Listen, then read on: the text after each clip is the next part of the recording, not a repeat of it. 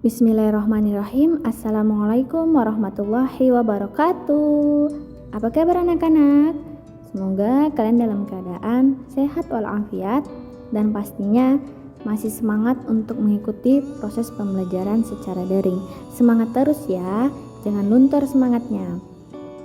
Pada video kali ini kita masih membahas tentang ilmuwan besar dinasti Abbasiyah, yang dimana pada video sebelumnya kita sudah membahas ilmuwan besar dinasti Abbasiyah di bidang kedokteran. Pada video kali ini kita akan mempelajari tentang ilmuwan besar dinasti Abbasiyah di bidang filsafat. Ada siapa saja? Yang pertama ada Abu Yusuf Yaqub bin Ishaq al-Sabah al-Kindi. Yang kedua ada Abu Hamid Muhammad bin Muhammad al-Ghazali al-Tusi al-Syafi'i. Dan yang terakhir ada Ahmad bin Muhammad bin Yaqub bin Miskawai. Langsung saja kita ke ilmuwan yang pertama di bidang filsafat, yaitu Abu Yusuf Yaqub bin Ishaq al-Sabah al-Kindi. Nama lengkapnya adalah Abu Yusuf Yaqub bin Ishaq bin Sabah bin Imran bin Ismail bin Muhammad bin al-Ash'as bin Qais al-Kindi. Beliau terkenal dengan sebutan al-Kindi. Beliau lahir di Kufa pada tahun 185 Hijriah atau 801 Masehi. Ayahnya bernama Ibnu As-Sabah. Nama Al-Kindi berasal dari nama salah satu suku Arab terbesar sebelum Islam, yaitu suku Kinda. Nah, sosok Al-Kindi ini dikenal sebagai sosok yang berotak encer. Karena apa? Karena beliau itu menguasai 3 bahasa penting, yaitu bahasa Yunani, Suryani, dan bahasa Arab. Itu merupakan suatu kelebihan yang jarang dimiliki orang pada saat itu. Kemudian Al-Kindi juga ini merupakan filosof muslim pertama selama 7 abad. Karena pada saat itu pengetahuan filsafat masih didominasi oleh orang-orang Kristen Suriah. Al-Kindi menerjemahkan dan menyimpulkan karya-karya filsafat Helenisme, yaitu karya yang banyak dipengaruhi pemikiran Yunani kuno.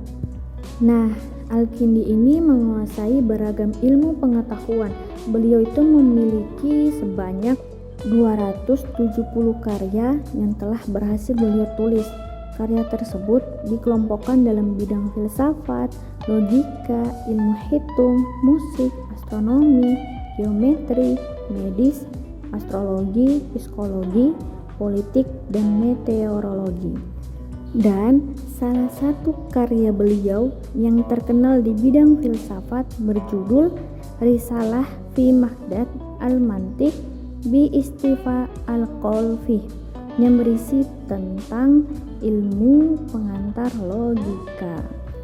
Nah, Al-Kindi ini hidup itu tidak kurang dari 5 periode kekhalifahan dinasti Abbasiyah, yaitu Khalifah Al-Amin, Al-Makmun, Al-Mu'tasim, Al-Wasik, dan Al-Mutawakkil. Makanya beliau itu termasuk ilmuwan besar sekaligus bukti hidup bahwa kegemilangan kebudayaan Islam pada era kerajaan dinasti Abbasiyah. Beliau juga pernah diangkat sebagai guru dan tabib kerajaan. Al-Kindi meninggal pada tahun 869 Masehi. Selanjutnya kita akan membahas tentang Abu Hamid Muhammad bin Muhammad al-Ghazali al-Tusi al-Syafi'i. Beliau ini lebih dikenal dengan Imam Al-Ghazali. Nama lengkap beliau adalah Muhammad bin Ahmad al-Imam al-Jalil Abu Hamid al-Tusi al-Ghazali.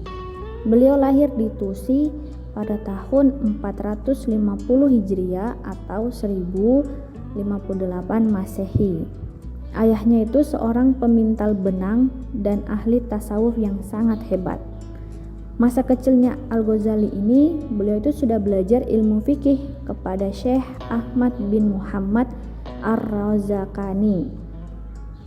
Makanya itu dengan cepat Al-Ghazali itu dapat menguasai ilmu-ilmu pengetahuan pokok seperti ilmu mantik, yaitu ilmu logika, ilmu filsafat dan fikih mazhab Syafi'i. Al-Ghazali menulis banyak kitab di berbagai ilmu pokok pada zamannya, antara lain tentang tafsir Al-Quran, ilmu kalam, usul fikih, tasawuf, mantik, filsafat, dan lain-lainnya. Beberapa karyanya beliau yang termasyhur di Indonesia atau banyak dipakai untuk rujukan lembaga-lembaga pendidikan di Indonesia adalah Ihya Ulumuddin tentang ilmu-ilmu agama, kemudian ada Tahafut al-Falasifah menerangkan pendapat para filsuf ditinjau dari sudut pandang agama. Yang ketiga ada Al-Munqidh min ad-Dalal yang menjelaskan tujuan dan rahasia-rahasia ilmu menurut Al-Ghazali. Yang keempat ada Al-Iqtisad fi al-I'tiqad menjelaskan inti ilmu dari para ahli kalam. Yang kelima ada Jawahari Al-Quran yang menjelaskan rahasia yang terkandung dalam Al-Quran. Yang keenam ada Mizan al-A'mal menjelaskan tentang falsafah keagamaan. Yang ketujuh tentang arti nama-nama Tuhan atau Asmaul Husna. Yang kedelapan Al-Basit berisi tentang fikih, dan yang terakhir ada Al-Mustafa yang berisi tentang usul fikih. Al-Ghazali wafat dalam usianya yang ke-55 tahun pada tahun 505 Hijriah atau 1111 Masehi di Tusi, tempat kota kelahiran beliau. Selanjutnya ilmuwan besar di bidang filsafat pada dinasti Abbasiyah ada Ahmad bin Muhammad bin Yaqub bin Miskawai.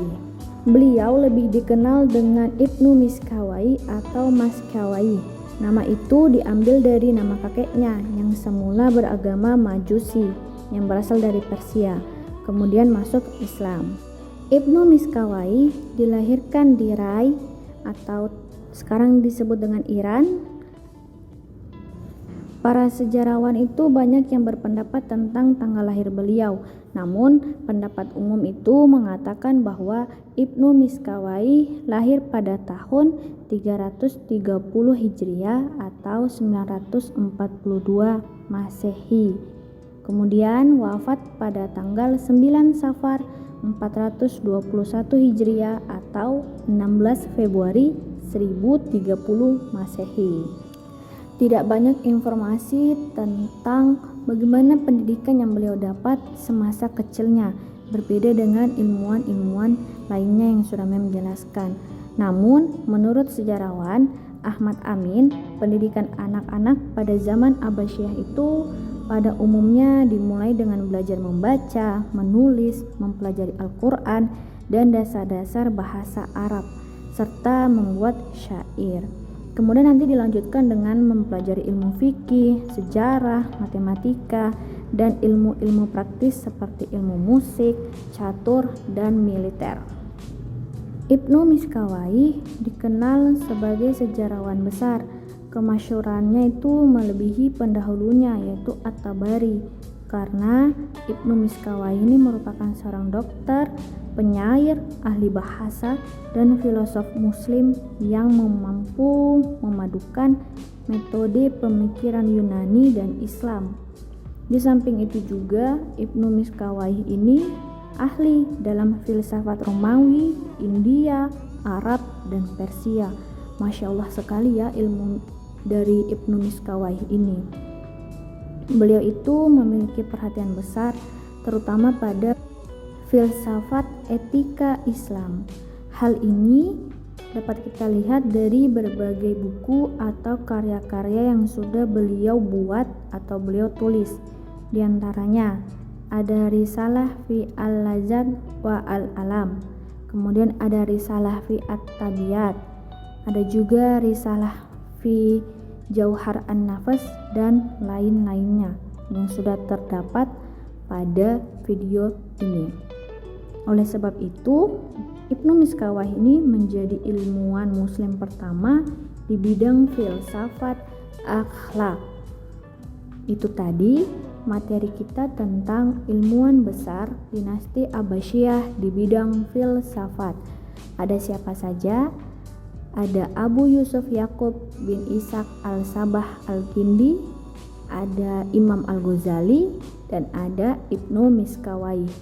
Beliau-beliau inilah yang mempunyai karya-karya terbesar di bidang filsafat yang masih digunakan sampai saat ini oleh kita semua. Itu saja yang dapat Mem sampaikan. Kurang dan lebihnya mohon dimaafkan. Mem akhiri. Assalamualaikum warahmatullahi wabarakatuh. See you next video.